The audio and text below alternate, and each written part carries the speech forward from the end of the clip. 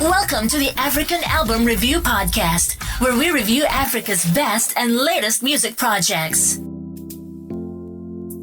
Africa, Murise. My name is MJ Wemoto and I welcome you to the African Album Review Podcast.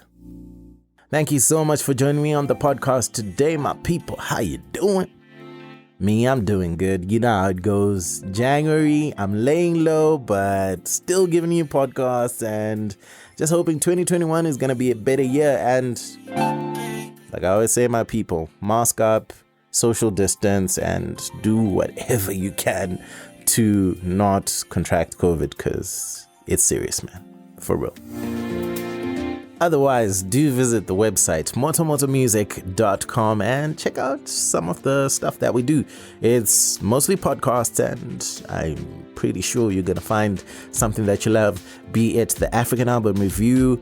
There's plenty on there. I think 102 episodes or more, or Moto Podcast, which is a music podcast. So yeah, check it out. The latest African Album Review is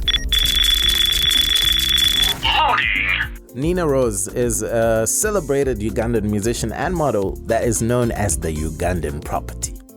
Musically, she's a dancehall songstress with a towering figure as much as a powerful voice.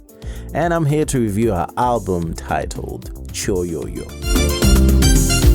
Kyoyooyo was released on October 29, 2020 under Black Market Records. It has 11 songs and a 35-minute runtime. It also has 3 features. Album Review. Let's analyze the music. Kyoyooyo opens up with a bouncy Anainama, which has that Kidandali sound, which is really like a mixture of reggae dancehall and reggae with a bit of Afro.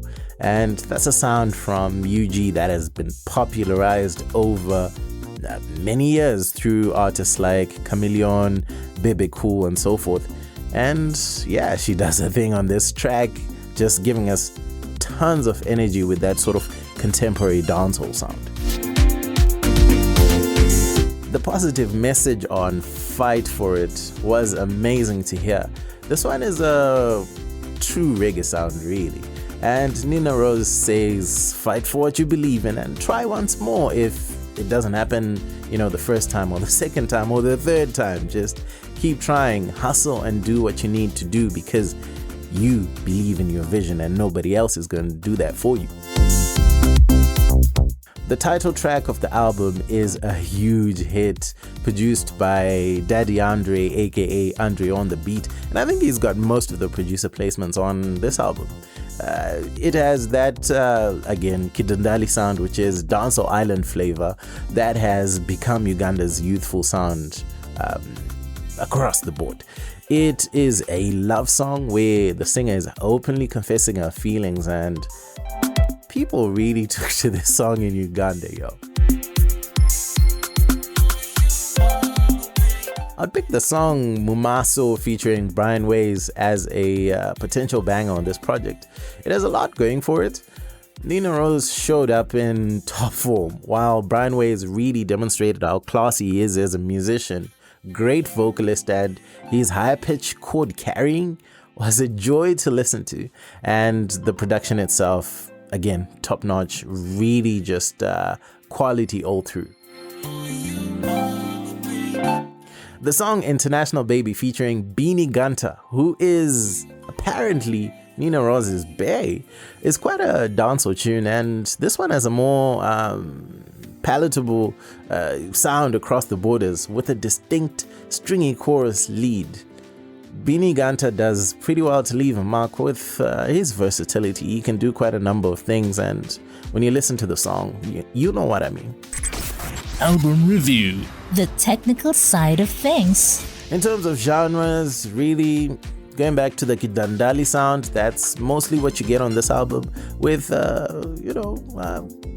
few dance hits here and there that might be classed as Afropop, but yeah, reggae and ragga dancehall mostly with an Afro inclination. Kyoyooyo as a project is a mixture of mid-tempo, dancey beats, and highly melodious singing. It's really an even better project when you consider the number of positive messages on there, regardless of the party and love tracks which you'd expect for a lot of youthful music.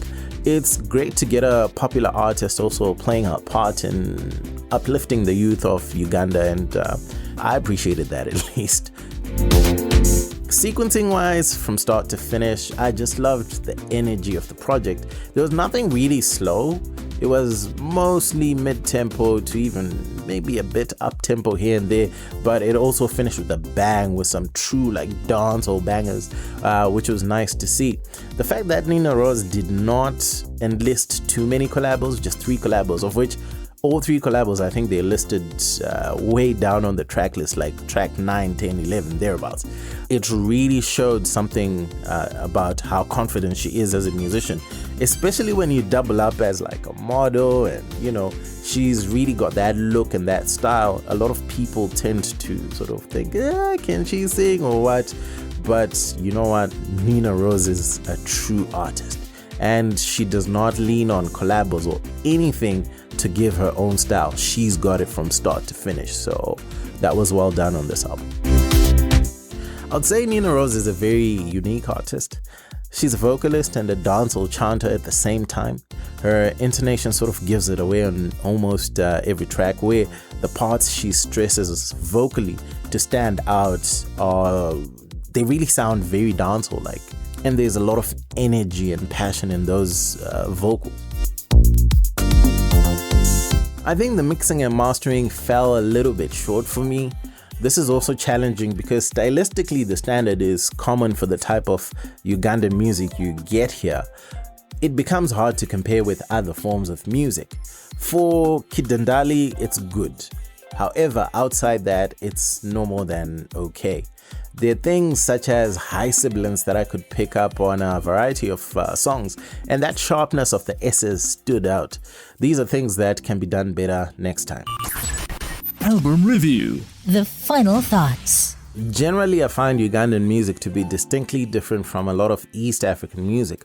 What I love about it is that their love for Jamaican culture and music has become a significant part of their own music as a major influence. And in that regard, for other ears, it might sound a bit dated, much like genres such as ragga dancehall from countries like the Gambia and Zim dancehall in Zimbabwe. These genres are a spin-off to subcultures, mostly in the ghettos, that worshipped ragga dancehall of old, especially I think in the late 90s going into the 2000s, mid 2000s thereabouts. So that sound really stuck with a lot of countries in Africa.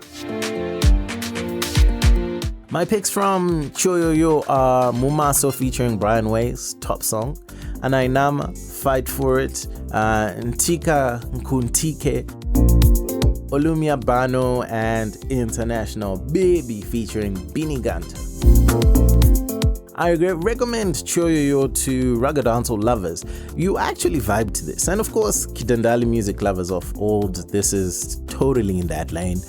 Nina Rose is an energetic performer, and you can feel the energy on this record throughout all the songs.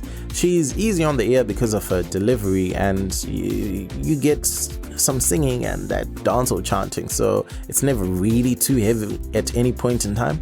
And also she sings about easy to relate topics like love and general social commentary. Otherwise, that's it from me. My name is MJ Wemoto, son of Zimbabwe, signing out. This was the African Album Review Podcast. Peace. Ndende.